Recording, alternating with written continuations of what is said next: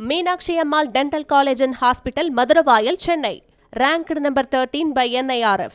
கீழடி விவகாரத்தில் தமிழ்நாடு மற்றும் தென்னிந்தியாவுக்கு எதிராகவும் தென்னிந்திய வரலாற்றுக்கு எதிராகவும் மத்திய அரசு பாரபட்சத்துடன் நடந்து கொள்வதாக மதுரை எம்பி சு வெங்கடேசன் கடும் கண்டனம் தெரிவித்துள்ளார்.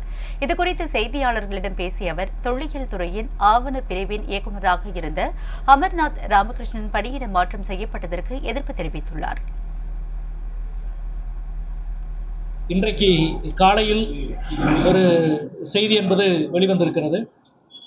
ஏஎஸ்ஐ ஒன்றிய தொல்லியல் துறை அதனுடைய அகழாய்வு பிரிவில் ஏற்கனவே பணியாற்றிய அதிகாரி அமர்நாத் ராமகிருஷ்ணன் அவர்களை இன்றைக்கு பணி இடமாற்றம் செய்திருக்கிறது. டெல்லியிலிருந்து நொய்டாவுக்கு. டெல்லியிலிருந்து நொய்டா என்பது மட்டுமல்ல, முக்கியமாக ஆவணப்படுத்துதல் பிரிவுக்கு அவர் பணியிடமாற்றம் செய்யப்பட்டிருக்கிறார். அவர் ஒரு அதிகாரி என்பது ஒரு இடத்திலிருந்து பணியிடம் மாற்றம் செய்வது என்பது ஒரு பெரிய விஷயம் அல்ல. அது வழக்கமாக நிர்வாக நடைமுறையில் இருக்கிற ஒன்றுதான்.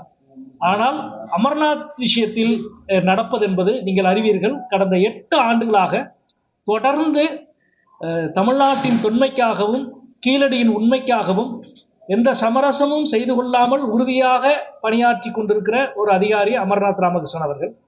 அவர்களை இந்த 8 ஆண்டுகள் அகழாய்வை தொடர விடாமல் 2017 நீங்கள் வெளியேற வேண்டும் என்று வெளியேற்றினார்கள்.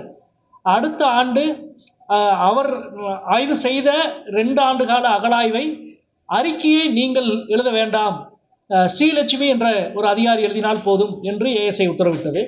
அதற்கு பிறகு அவர் நீதிமன்றத்துக்கு நாடி, நான் அகழாய்வு செய்த ஒரு ஆய்வை பற்றி அந்த அகழாய்வை நடத்தியவர் என்ற முறையில் நான் தான் அறிக்கை எழுத வேண்டும், அதுதான் முறை, அதுதான் மரபு, அதுதான் சரி என்று நீதிமன்றத்தில் வழக்கு தொடுத்து, அதன் காரணமாக நீதிமன்ற உத்தரவு, நீங்கள் அகழாய்வு நடத்தி அமர்நாத் ராமகிருஷ்ணன் தான் அந்த அறிக்கையை எழுத வேண்டும் என்று உத்தரவிட்டது. தமிழ்நாட்டுக்கு எதிராக, தென்னிந்தியாவுக்கு எதிராக, தென்னிந்தியாவின் வரலாற்றுக்கு எதிரான ஒன்றிய அரசினுடைய இன்னொரு பாரபட்சமான ஒரு நடவடிக்கை. தனி மனிதனை இது போன்று வேட்டையாடுவதன் மூலம் வரலாற்று உண்மைகளை மறைத்துவிட முடியும் என்ற ஒன்றிய அரசினுடைய செயலுக்கு தமிழக மக்கள் அரசியல் களத்தில் தங்களது பதிலை அளிப்பார்கள் என்பதுதான் நான் நினைக்கிறேன்.